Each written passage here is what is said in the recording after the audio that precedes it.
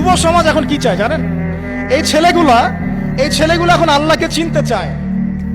তারা জীবনকে নিয়ে হতাশ, মাদকের ভয়াল থাবাতে হতাশ, কেউ মিউজিক করে, কেউ প্রেমিকার পেছনে ছোটে, কেউ পলিটিক্যালি পার্টির সাথে যুক্ত হয়ে মারামারি করছে রাস্তাঘাটে। তারা আল্লাহকে পেতে চায়, আল্লাহর কাছে যেতে চায়। ওরা যখন আল্লাহর কাছে যাওয়ার জন্য ইসলামের দিকে আসে, আপনি তার মাথাটাকে হজবরল করে রেখে দিচ্ছেন। কেউ বলছে এই, কেউ বলছে সেই, কেউ বলছে এটা করা যাবে নাকি, ওটা করা যাবে না। আরে বাবা, ও আল্লাহকে পেতে চায়, খালি ও এত কিছু বোঝে না। সে আল্লাহকে চায়, আল্লাহর মহব্বত চায়, আল্লাহর মারেফত চায়, আল্লাহ আনুগত্য করে জান্নাত পেতে চায়। তখন যুবকের মাথা খারাপ, একটা বই ধরাই দিলেন, এই বইগুলো পড়তে থাকলো। পরে দেখলো আর এক কমিউনিটি তাকে বলছে না, এই বই তো ঠিক না, এই বই ঠিক না, ওই বই ঠিক। ওর মাথা খারাপ, এখন কি করবে? প্রতিটা মাসআলাতে এই সমস্যা আছে। এখন যুবতীরা কি চায়? পর্দা করে একটু স্বামীর আনুগত্য করে খেয়ে পরে বেঁচে জান্নাত পেতে চায়। সাধারণ মানুষ কি চায়? আমরা নামাজ রোজা হজ জাকাত ঠিকঠাক মতো করবো, সত্য পথে চলবো, কারো ক্ষতি করবো না, আল্লাহর কাছ থেকে জান্নাত আশা করবো। এতটুকু চান না? এইটুকু চাওয়ার মধ্যে এত সমস্যা কিসের? এটা তো সহজ জিনিস। এই সহজ রাস্তাটাকে আমরা এত কঠিন করছি কেন? কেন আমরা ধর্মকে এত কঠিন করছি? কেন ধর্মকে এত কঠিন করবো আমরা প্রত্যেকটা ক্ষেত্রে?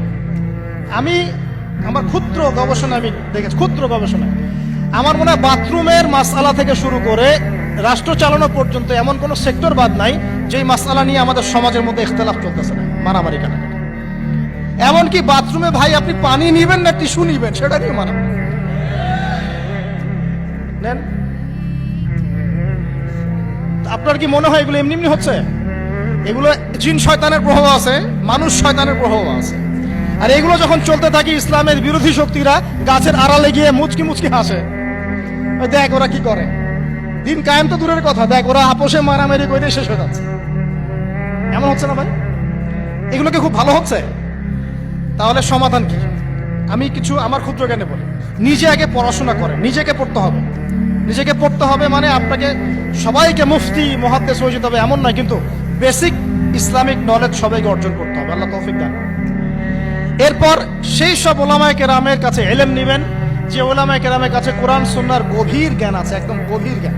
গভীর জ্ঞান বুঝবেন কিভাবে? যখন আপনি নিজে পড়াশোনা করা শুরু করবেন, তখন আস্তে আস্তে আপনি বুঝতে পারবেন যে কার মধ্যে কতটুকু জ্ঞান আছে, ইনশাআল্লাহ। গভীর জ্ঞান মানে তার কাছে কোরআন সুন্নাহ উসুল আকীদা ফিকহ বিশ্ব অর্থনীতি রাজনীতি সবকিছুর একটা সামগ্রিক জ্ঞান আছে। এগুলোকে বলা হয় গভীর জ্ঞান। আংশিক জ্ঞানকে গভীর জ্ঞান বলা হয় না। আর সবসময় ডিগ্রি সার্টিফিকেট সবকিছু নয়। কখনো কখনো আল্লাহর পক্ষ থেকে মানুষের কাছে জ্ঞান আসে, এই জ্ঞানটাকে মূল্যায়ন করতে হবে। আল্লাহ বোঝার তৌফিক দান। এরপরে নিজে আপনি হালাল হারাম মেনে চলেন, অন্যের ক্ষতি করার মানসিকতা বর্জন করেন। ঝগড়াঝাটি করা, ক্রন্দল করা, গীবত করা, তহমত দেয়া, অন্যকে অপবাদ দেয়া, এগুলো থেকে নিজেকে পবিত্র রাখেন। আল্লাহ আপনাকে সঠিক পথ দেখাবেন ইনশাআল্লাহ। তবে এগুলো করলেই যে সব একদম 100% সমাধান হয়ে যাবে তাও নয়। কারণ এটাই শেষ জামানা, এটাই ফিতনা, এটাই দুনিয়া, এটাই ফিতনা, এটাই পরীক্ষা। যে এই উম্মার মধ্যে এরকম মতবিরোধ চলতে থাকবে, এর মধ্যে আপনাকে সঠিক পথ খুঁজে বের করতে হবে।